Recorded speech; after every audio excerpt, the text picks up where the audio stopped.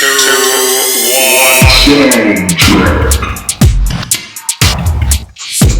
everyone. Hello. Cameron and Sheldon here from Soundcheck. You are watching an episode of Soundcheck. On the YouTubes. On the YouTubes. So this week we've got a very special guest. Mike Lowry. Mike Lowry. If you don't know, they formed in Liverpool from a youth club that we have actually spoken about in the episode that you're about to see. They're named after the Bad Boys character Mike Lowry, who's played by Will Smith. We should have brought that up, really. Well, everyone talks to him about it. Okay, fine. So if you have liked this episode, then please give it a like below and also share it with your friends and subscribe to the YouTube channel. If you're listening on iTunes or any of the podcasts, then again, subscribe. You don't get away with it. Have we missed anything else that we should probably tell them, Shep? You can find us on Twitter, Soundcheck PC as well. We're posting dank memes on there, so find us there. How long have we held this for? Quite a while. Quite a while. Yeah. Okay. Mike Lowry coming up soon, once we finish doing this. People in the other offices are looking at us. Here with Mike Lowry. Just had some katsu curry, all finished up. This is the second time we've recorded this.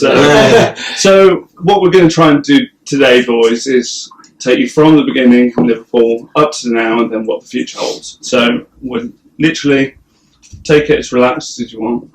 We're just here to facilitate the conversation, get your fans finding out something new about you as well. And you've got some loyal fans. Like we found out on social quite recently, because we were like, if we got guests on, we'll always tweet out saying, "You want anything, asking." Yeah. And like the feedback we've had from yours is like, it's been a different level. And like some deep-rooted stuff as well. Deep-rooted stuff. So let's take it back, because I'm sure, obviously, when we've been watching your videos and stuff, we've had you've had similar questions about how do you start and stuff like that. So I think pretty much anyone that's interested in you or anyone that has heard of you knows about starting off in Liverpool, joining the youth club and doing the local workshops. Because obviously you went to high school together. I want to know, because you all went to high school, who thought who was a dick? until they joined the youth club, like, I think he's a bit of a dick, and then did you all get on? Me. Yeah, I fully hated the guy. Yeah, really? Gonna say me. No way. He was in the year above me and Michael in school, and he was just his group of mates was just dickheads. Like they used to rob our football at lunchtime. Classic. One of those. Classic. So I didn't really like him, and then he turned up at the singing workshops that I went to after school, and then he was trying to be me busy. Because I was like, that was like my little time at school, and then this idiot from school turned up, and I was just like, So still taking a little bit to heart. That would be settled in, if this day and age, that'd be settled with diss tracks. Yeah. I don't think we could really do singing diss tracks though. I don't know. I think you could. There's room for that. There's a lot of it going on YouTube at the moment, so I think you can probably put it off. So, going from this workshop, and obviously was it ESCO that kind of put you all together? Was at what point did it kind of just go, this sounds like a good idea to like, this could actually be a job? It didn't really put us together. Yeah, it came from a joint decision between our manager, Barbara Phillips, and Esco himself. But Esco ran the workshops. Do you get me? Okay. Yeah. So the management came at the same time of the workshops. Barbara, like, is Barbara in the corner. Yeah, she runs like Positive Impact, which was the whole organisation. Yeah.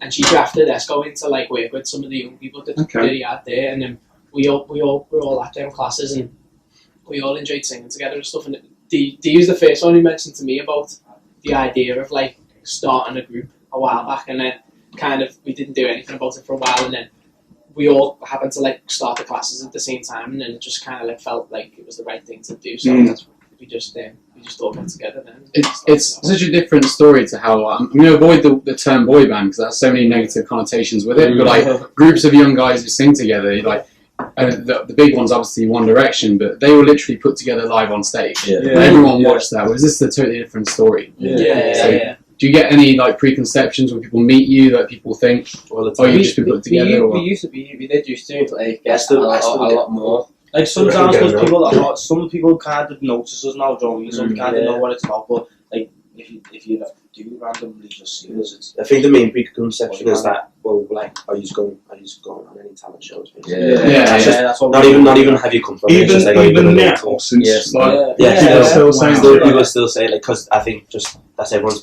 preconception of the music industry is that especially for bands that's the only way you can make it. Yeah, well, I was thinking actually because the difference between like a group like yourself where you're literally just singing and writing music and that's the selling point compared to like a guitar band that we cover quite a lot.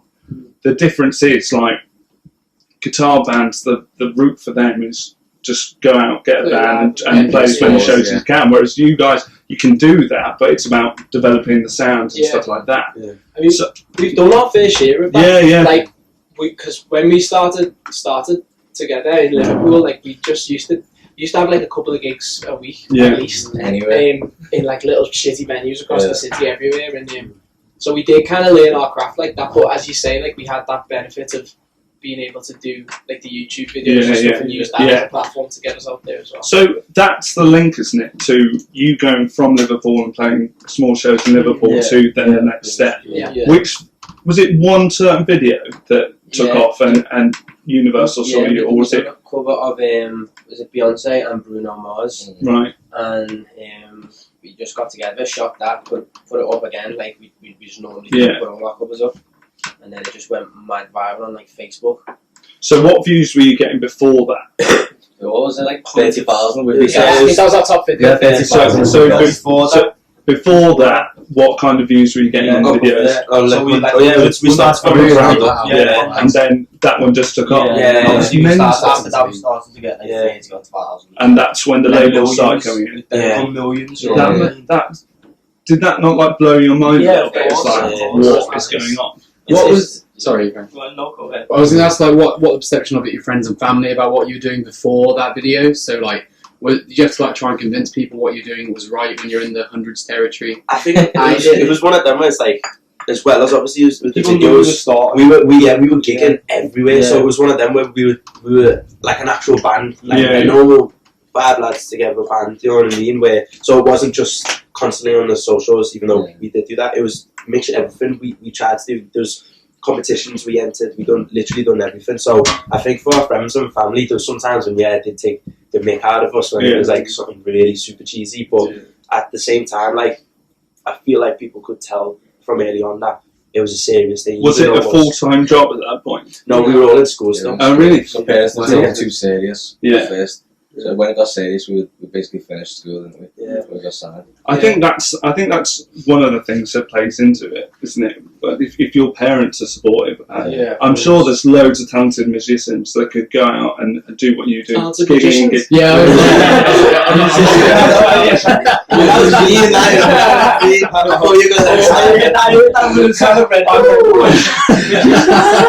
I'm sure it applies to magicians as well. The musicians that could go out and play loads of gigs, but the parents are like, what are you doing? And it's got to have that support as well to be like, go out and express yourself. If you fail, you fail. If you succeed like you guys have, then. So going from Liverpool, and obviously you went to the school that John Lennon went to, how often was that pushed on you? How often was it like, well, I mean, John Lennon came here, he loves science. It was just one of them ones where it's not even just the school, I think it's just Liverpool. The first band they think of is like the Beatles and the whole Maisie beat and that, but I think it wasn't even a thing of where it was played on us too much. Like, I don't know what you think. I don't think it was like we didn't harp on about it too much. I think it was just naturally, we're from Liverpool. Obviously, I just imagine the teachers would go on about it all the time, like the selling point. Like the maths teachers have like a hard time. Like, I know everyone wants to do music. Of course, you want to do music. Yeah, I think like there's, as Michael said, like it wasn't pushed on us too much, but because we're so different to what they were. Yeah, of course. Still though, like there's loads of influences that we take. Like a lot of their music, you can actually hear that there's so much like influence from like Motown and old soul records and stuff, and that's a lot of the music that we grew up on as well. So you can hear some influences there. But as I say, like the music was so different, so it wasn't really one of them where it felt like there was we were the next Beatles coming. Kind of thing. But we still love the connection though. Yeah, even like our should. cover art for the EP is inspired by the Beatles. Oh really? Yeah. They've got a picture with like mugs and they're like, so we just covered it. No, you took inspiration. Because even your single "Oh Lord," like obviously it has Phil Collins sample, or based around that.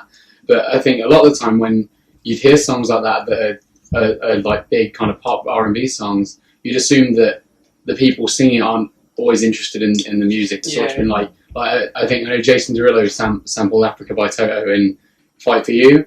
And I don't really think that was much of his decision. But I'm guessing that was your guys' kind of decision to run with that. I mean, yeah, we got there's a group from Sweden called The Family, this writing collective, and it's mad actually. There's a husband and wife, and then like their best friend, and they produce and write all this stuff together. And we've done loads of sessions with them before, and they had this song there, and they played it to us, and then it was like. They just started on like the sketches, the production and stuff, and it was like kind of cool, sounded like kind of alternative-y. And then all of a sudden like the Phil Collins sample came in, and we was like, that's mad, like just wasn't picture putting that together. And we just loved it, and then they came over to Liverpool, and we worked on the track in like Past Street Studios there. And then it just kind of came together like once we put our kind of spin on it. It just felt great.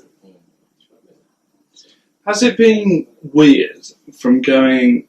So you get the videos explode, you get loads of views. Universal are in touch. You're working with Universal. You get what? 2013 you signed to Universal. Yeah, 14. So 2014, and then obviously now the first like EP, full EP is coming out. Has that been weird? Thinking we signed back in 14. Released a couple of singles and stuff, and now it's the last year really. It's 2017. We actually put an EP out before this one called The Show.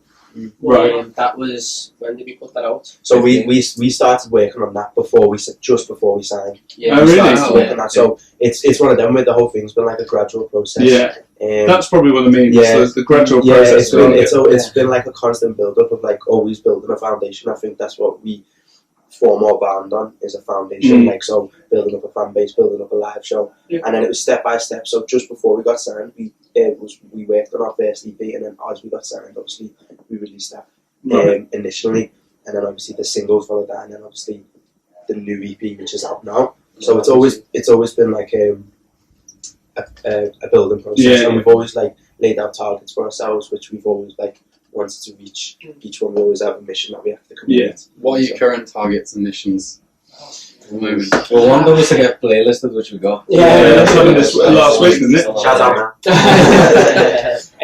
there's that.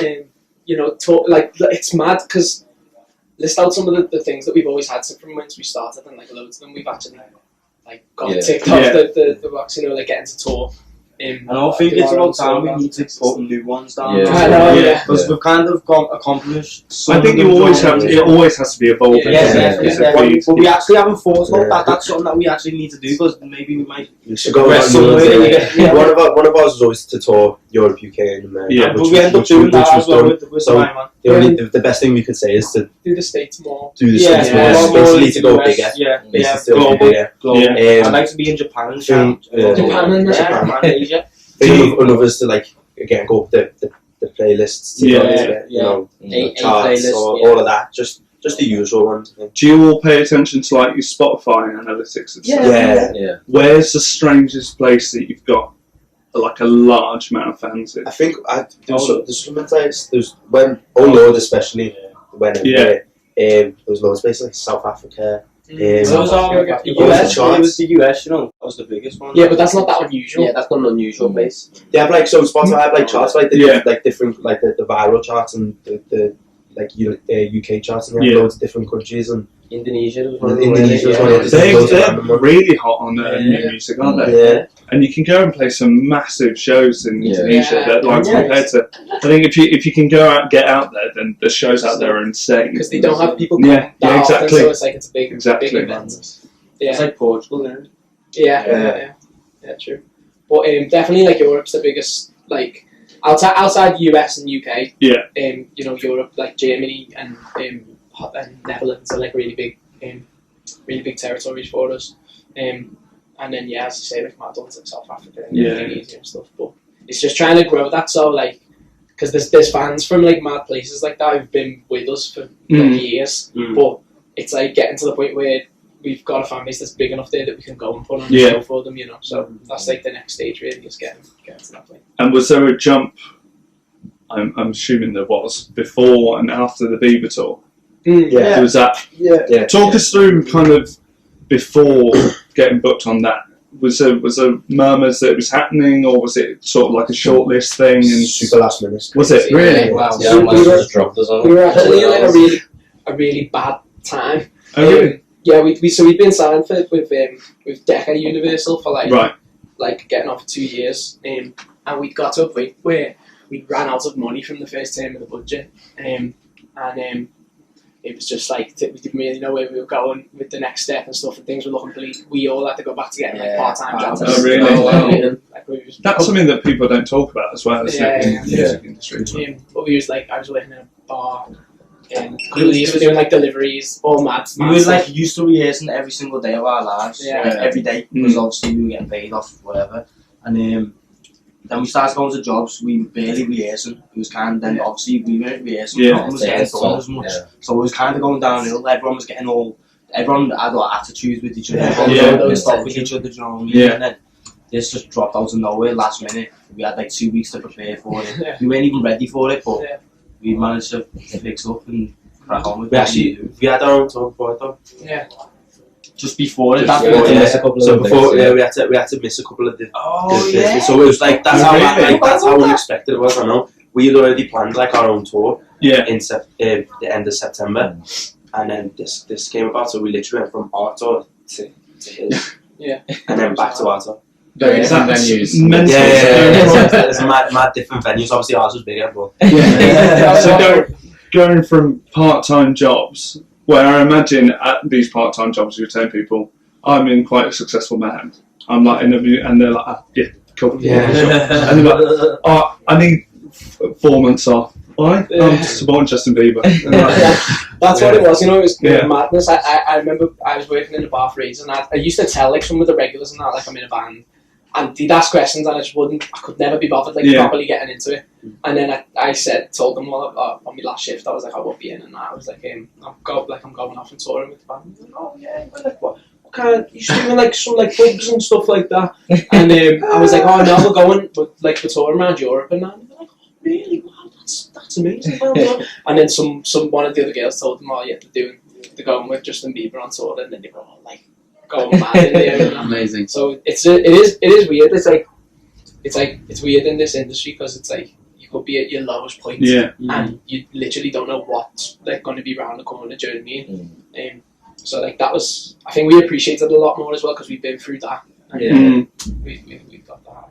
It's insane. Yeah, amazing. Yeah, but we're back to that. How was? I'm sure you get asked this a lot, but obviously Justin has a bit of a reputation of being a diva. We've heard.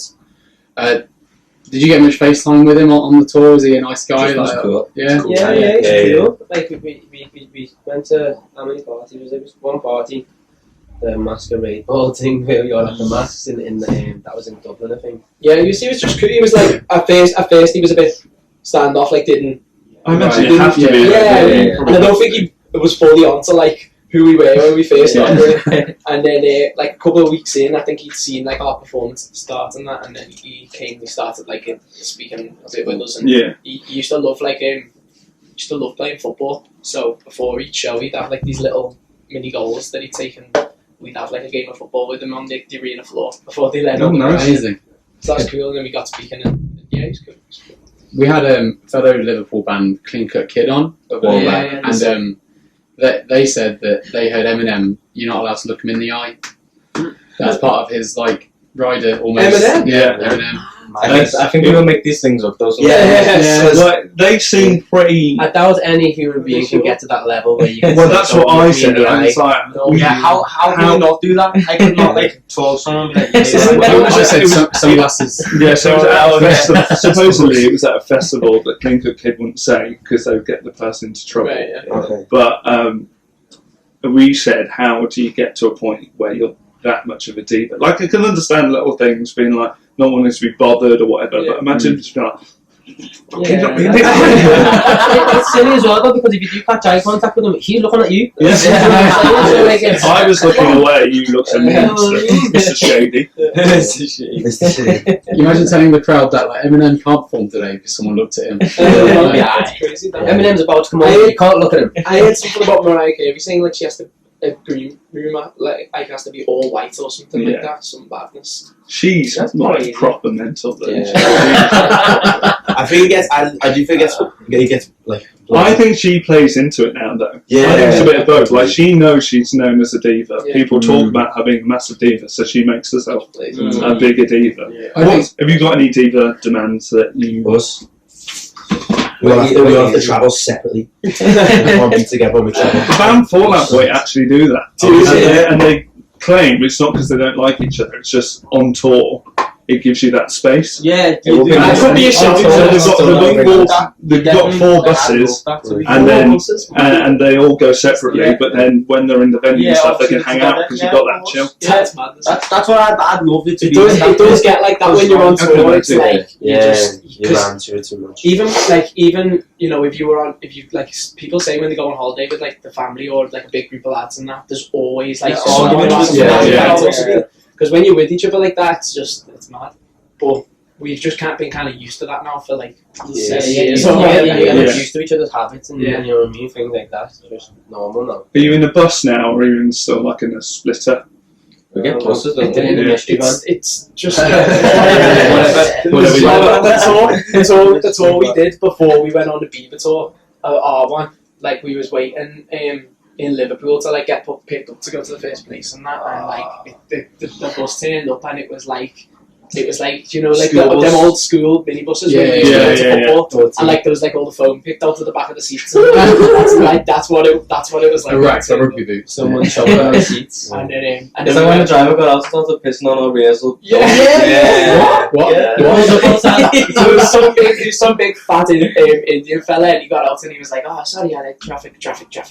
And he was like 2 hours late or something, and he was just like, I'm late. And then went over to like our rehearsal space and started pissing on the shut the door. Oh no! He tried to grab my suitcase, didn't he? Yeah, he didn't wash his hands and started trying to grab our suitcase. I don't know, I'll get that. That's fine. Well, there's something good first impression. And then I imagine you go to the Bieber tour and then you're in a bus. Well, we were just, because it was booked so last minute, we were like getting like just trains and planes everywhere. Whereas like all their crew and stuff had like these amazing like they had 6 tour buses that was travelling everywhere in.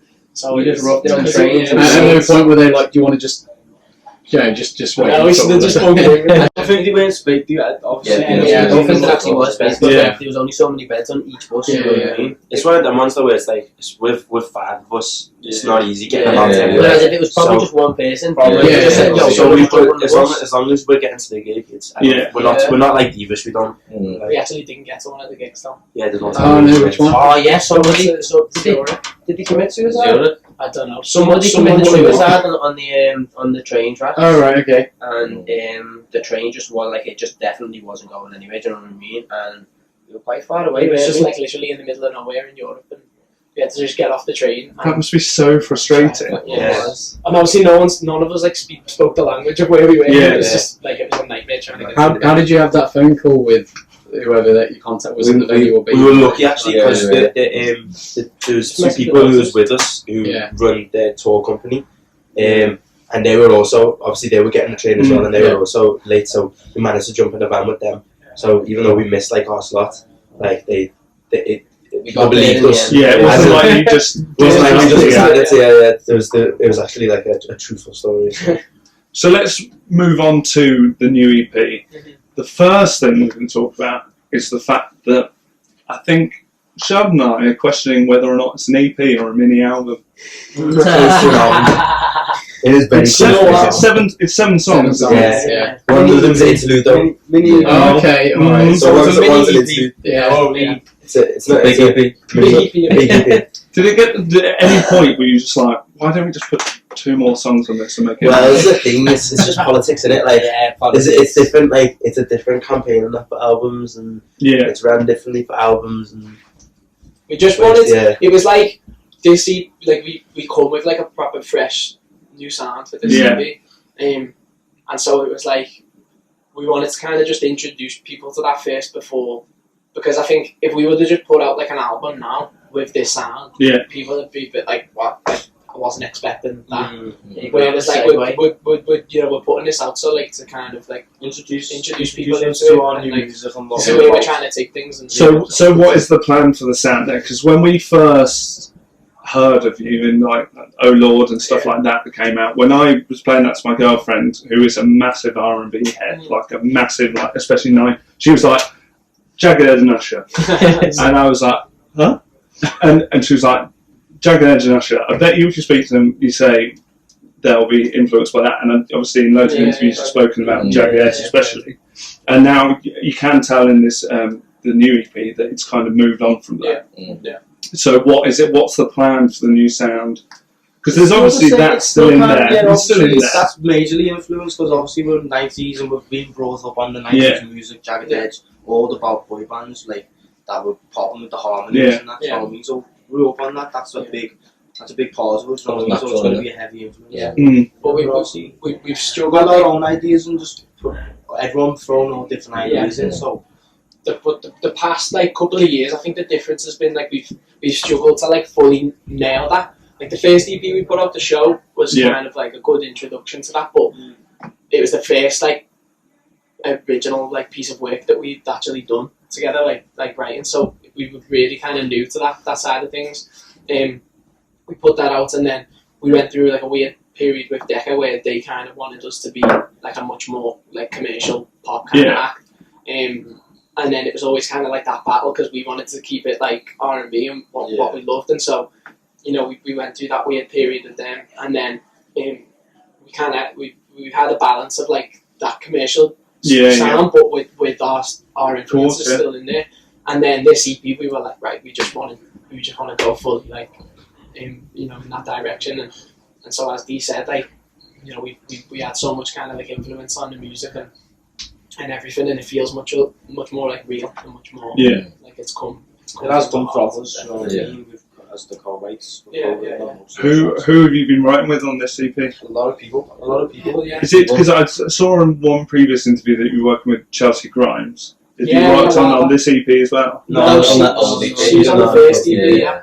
That must be insane when you're sitting in a room. Chelsea Grimes, if you don't know, she's signed to RCA. She's a writer. She also plays professional football, and she's about 19. She's quite young. I think she's like 20, 23. I think she's 25. Yeah, I think she's 24. Is it not weird when you're sitting in a room like all under like 25?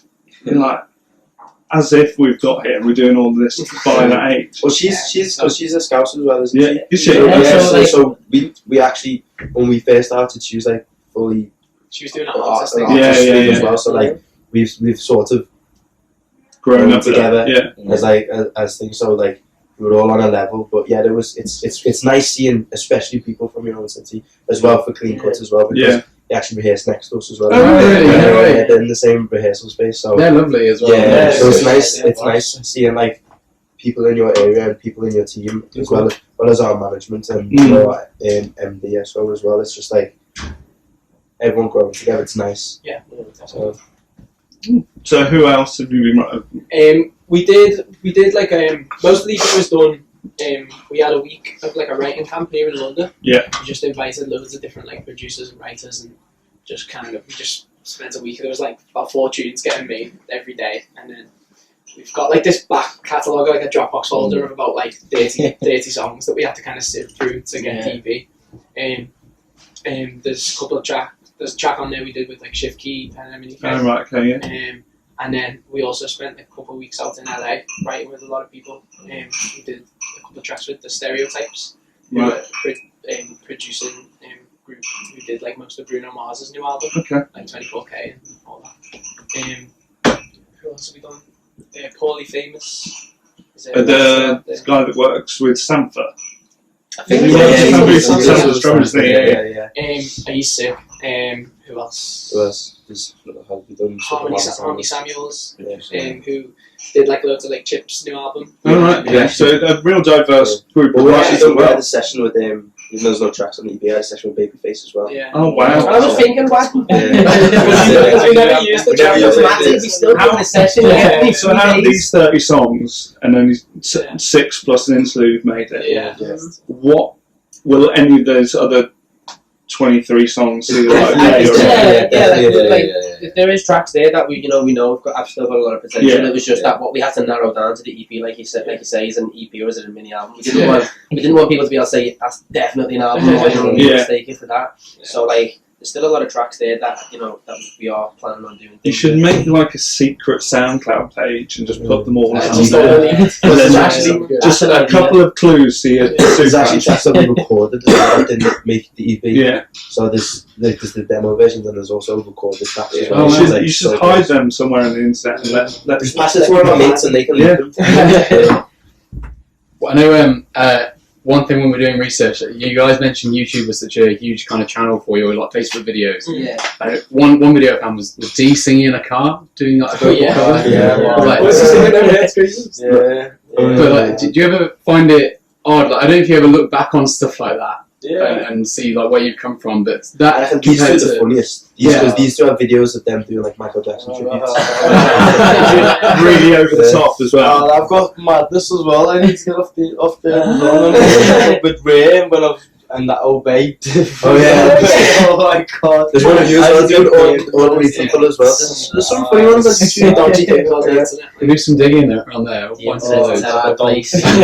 is good though, as you say, it's sick to see the glow up and see where you've actually got to. One thing that I found kind of like satisfying is that because obviously you went on tour with Bieber, and even though it was last minute, as you say, that's how he made it. Like he did vocal covers on YouTube, and Usher found him. So I thought that was a really nice tandem for that. But do you ever look at like the venues you were playing with Bieber, and then back to recording in cars, and they're two different, very different things. Even when you compare the venues to like say the biggest show that we sold out, Coco on our last tour, you know what I mean? Even like compared to like places like that, like we were still like so gassed to sell it out. Well, you should be like Shepherd's Bush. But then even still, it's a big venue. And then even still, you've done like we've done Arnhem, which was 85,000. You know what I mean? So like it is crazy. Yeah.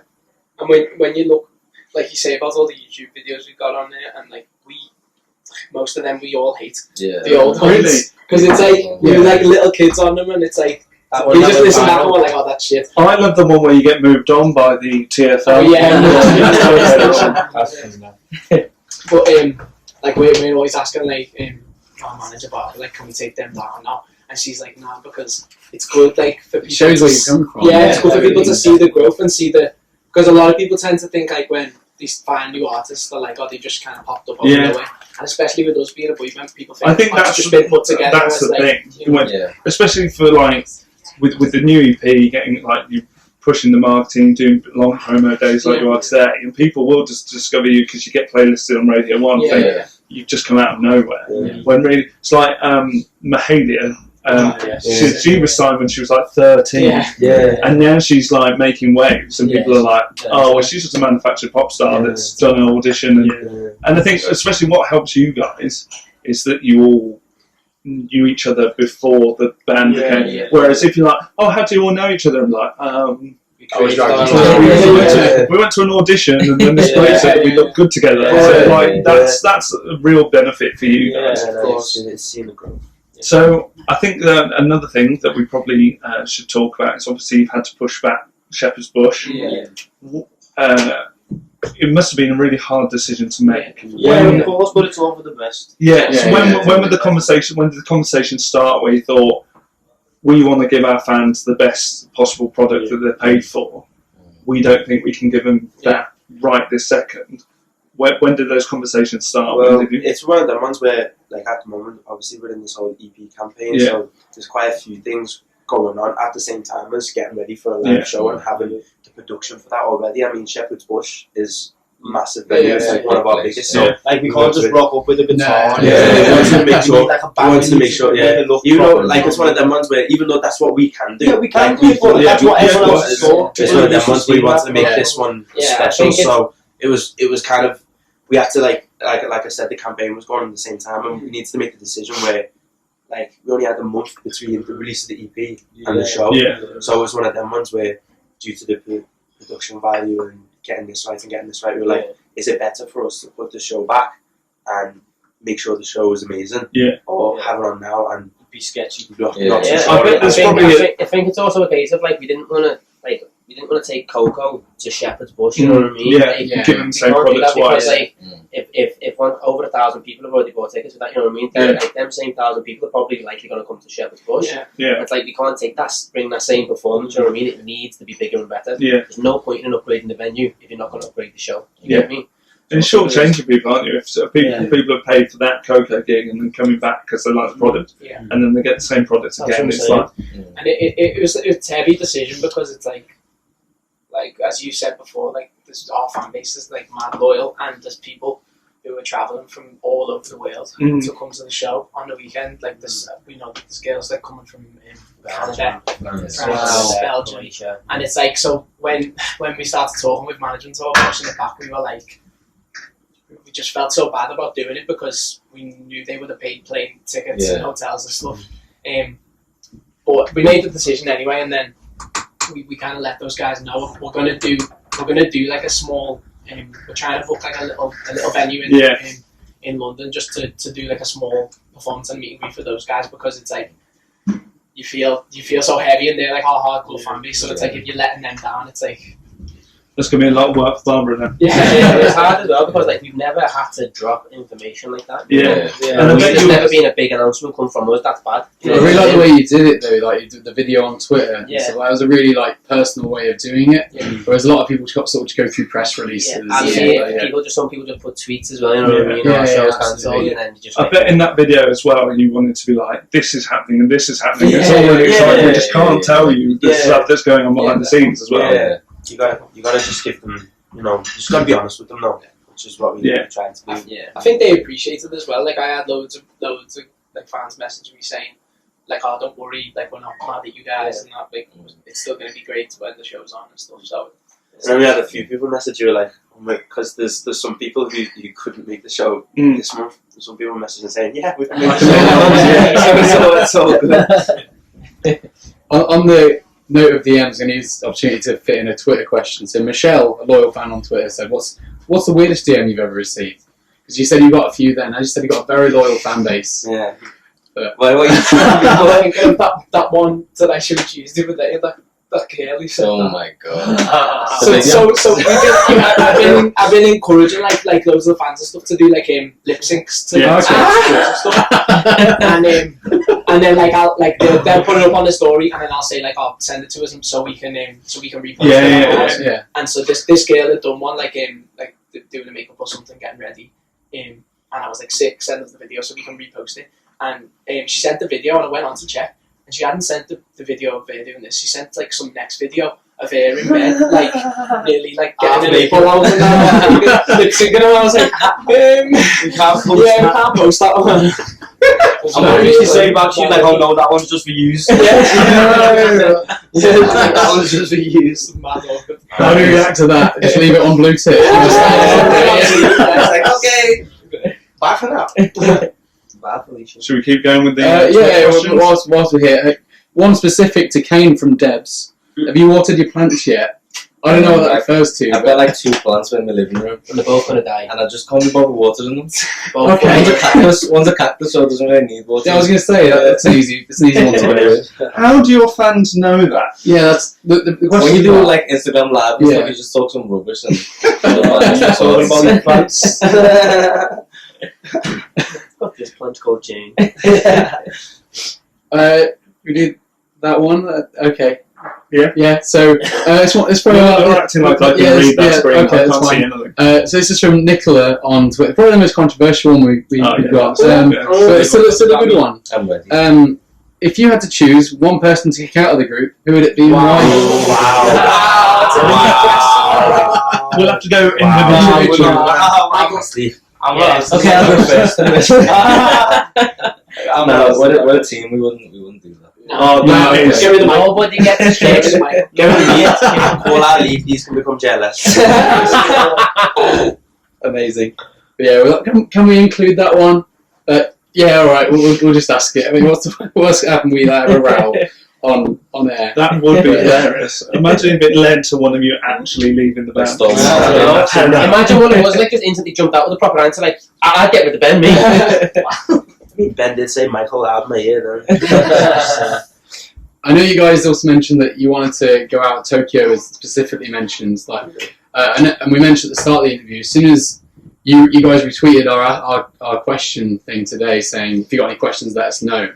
And we were just blown away by the amount of countries these people come from. There's this Mike Lowry Twitter info page that's run by someone in Belgium, and about half and half with someone else. And someone's asked when you next come into California. I'm assuming you'll have plans for that. You've been out there writing. Going to California, we'll definitely be going out there again. Yeah. We did the show. On the end, we did our own tour off the back of the Bieber tour, and it was UK and Europe. But then we did one show in New York and one show in LA, just smaller venues out there than we obviously do here. But even then, it was still crazy. We sold out. Talk me through going on Wendy Williams.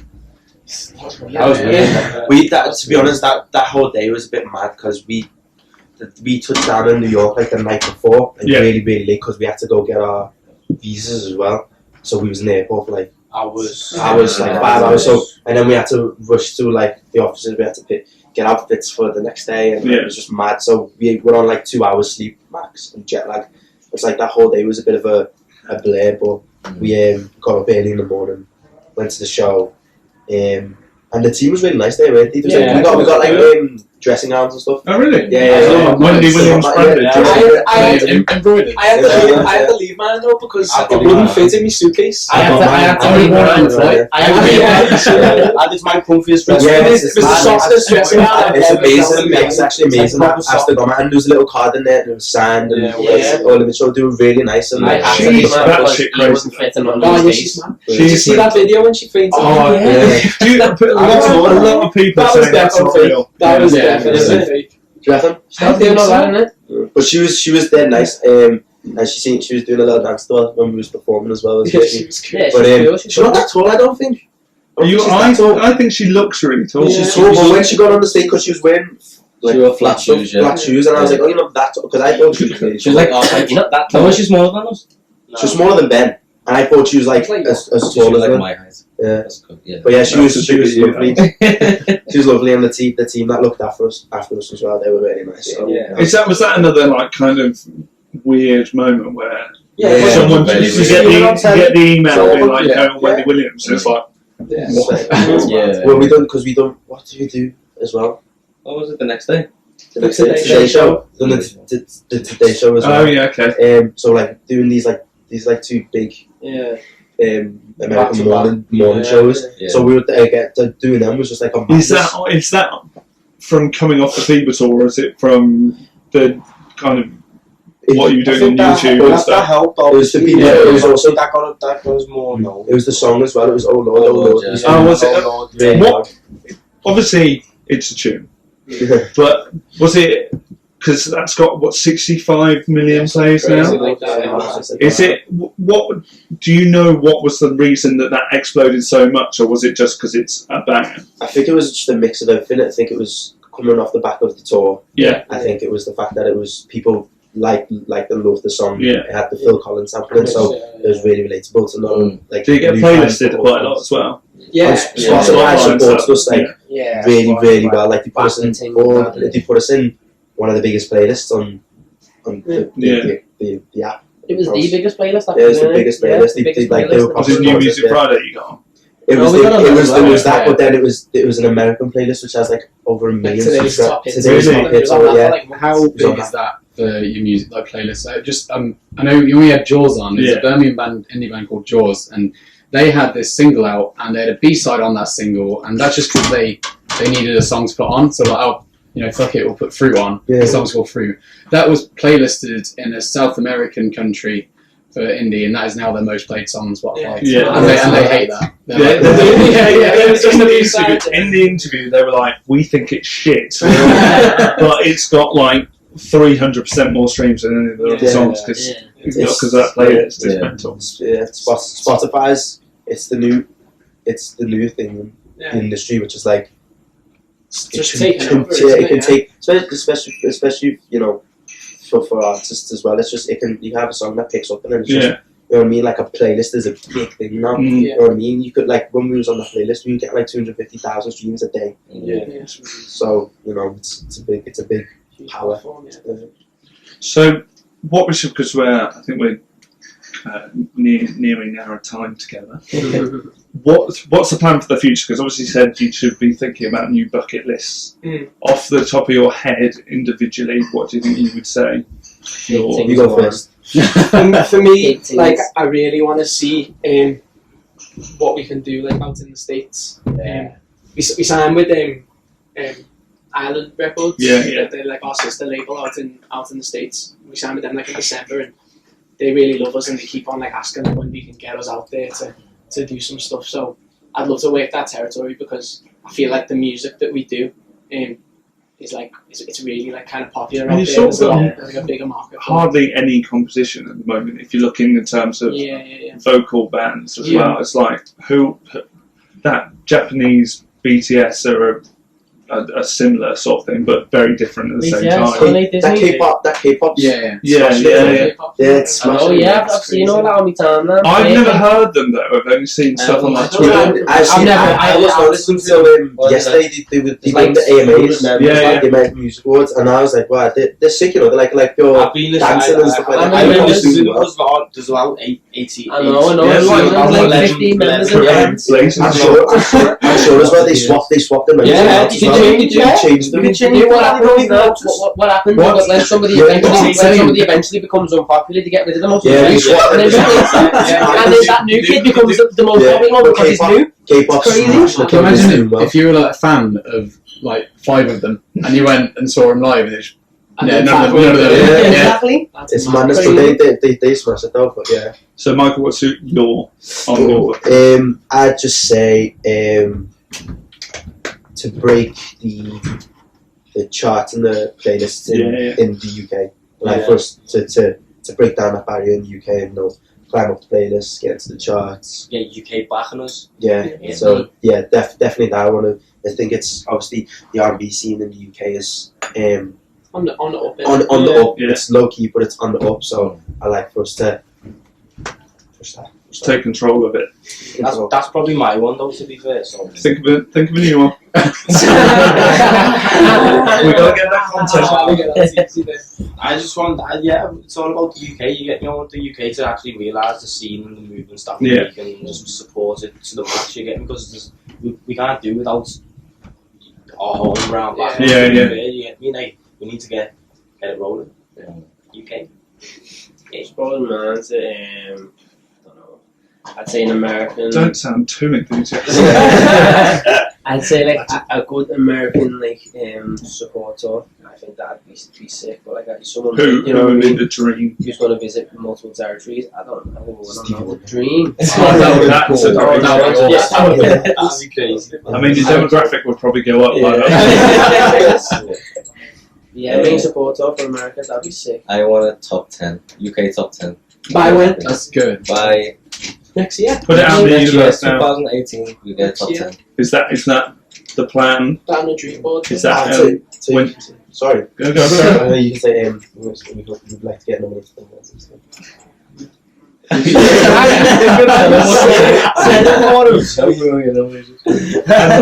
I think because we are a new music podcast, we should probably end with an artist each that you're all kind of excited about, a new artist that people may not have heard of and can go check out. that aren't Mike Lowry? And we'll try. Let's go back round this way. Yeah.